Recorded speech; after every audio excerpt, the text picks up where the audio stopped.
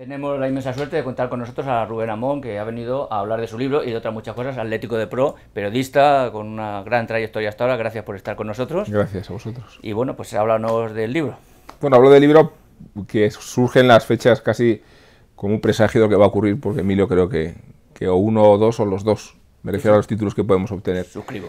El libro trata de ser una solución a un malentendido que nos rodea a los atléticos, y es ese victimismo exagerado. Pupas, famoso. Sí, ese masoquismo en el que parecemos recrearnos, incluso llegando a una contradicción, que es estar orgullosos de lo humildes que somos, lo cual aquí digo es un oxímoron casi, ¿no? Total. Entonces, lo que quiero demostrar es que el Atlético de Madrid es un club que sufre, pero que gana, y que últimamente ha predominado la dimensión del victimismo exagerado, del sufrimiento, no a costa de ganar, sino a costa de perder. Por eso creo que la llegada de Simeone, ya hablaremos, sí, ha sido providencial.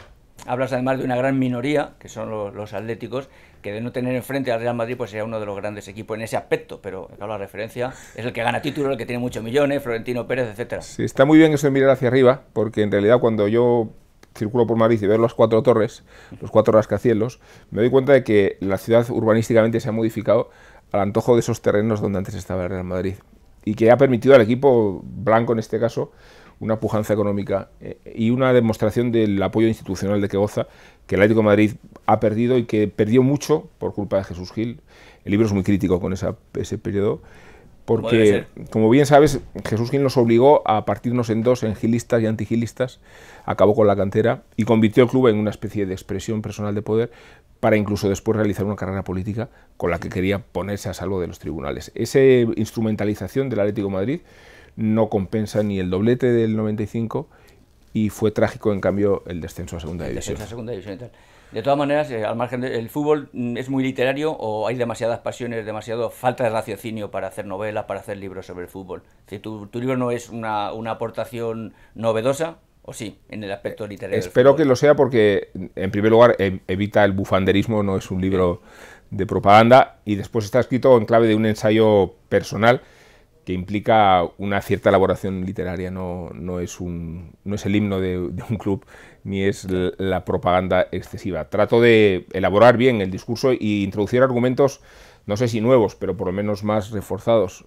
Se habla de un concepto casi psicológico, es la resiliencia, que es la capacidad de superar un trauma a raíz de un choque, sí, y cómo la afición del Atlético de Madrid responde afectivamente cada vez que el equipo sufre un trauma. Esa es la característica de su idiosincrasia, creo que más representativa. Ante una adversidad, el apoyo afectivo de la afición. Y el ejemplo más evidente fue precisamente el descenso a segunda división, que no fueron un año, fueron dos. Y que en ese segundo año de sacrificio no alejó a los espectadores, los atrajo todavía más. Ver el espectáculo del Calderón lleno durante la segunda campaña. Sí. Porque la primera ocurrió, pero la segunda también. Y ver cómo nos desplazábamos a estadios que consideráramos imposibles, íbamos a campos con respeto a las demás aficiones, sí, que nunca creíamos que íbamos a pisar, y que conocíamos solo por el carrusel.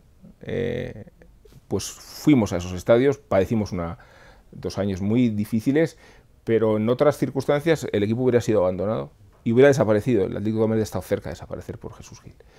En cambio, con ese sentido de la resiliencia, con esa capacidad afectiva, el Atlético de Madrid volvió del infierno, que es lo que dijo Kiko en aquella campaña, al mismo tiempo que negociaba con el Milan.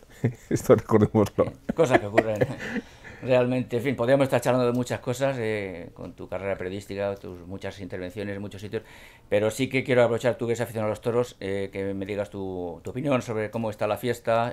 Y tú has estado en París, has estado en Roma, has estado en distintos sitios. ¿Cómo la ven desde fuera la fiesta? ¿Nos ven como bárbaros del sur en este caso? Creo que nos vemos como bárbaros nosotros mismos, y esa es nuestra principal amenaza. Hablando de los malentendidos, mencionaba el malentendido del Atlético de Madrid, pero es que el malentendido de los toros es todavía más incomprensible. Primero, por el sesgo identitario al que se le quiere conceder la fiesta, ¿no? Como si ser taurino fuera ser un engominado facha, y en cambio ser progre significara jurar. Hemos recordado antes de empezar esta entrevista, sí, los tiempos en que era progre ser taurino, la época de la movida. La transición y después. Sí. Y ahora, en cambio, con defensores como Esperanza Aguirre ocurre lo contrario. Si Esperanza Aguirre apoya a los toros, pues no necesitamos un mejor enemigo, porque quedamos caricaturizados en la entidad patriótica. Dices que he vivido en París y yo participo mucho de esa fervor con que la fiesta se vive en otros lugares. No es la fiesta nacional, afortunadamente. Primero porque no tiene por qué ser exclusiva y después porque se vive en otros países con mucha intensidad. Pero en tiempos delicados, el malentendido identitario es uno, el político es otro, y después esta sociedad que se niega a aceptar que la muerte existe y entonces reniega de ella en cualquier manifestación, no digamos si la sacraliza, como es una Eucaristía en una plaza de toros. La muerte existe, pero la vida es muy fuerte, sobre todo para el Atlético de Madrid, con este libro al que te deseamos mucho triunfo. Te tendremos por aquí para lo que haga falta. Gracias por estar con nosotros. A vosotros. Yo, Paletti. Eso es. Naturalmente.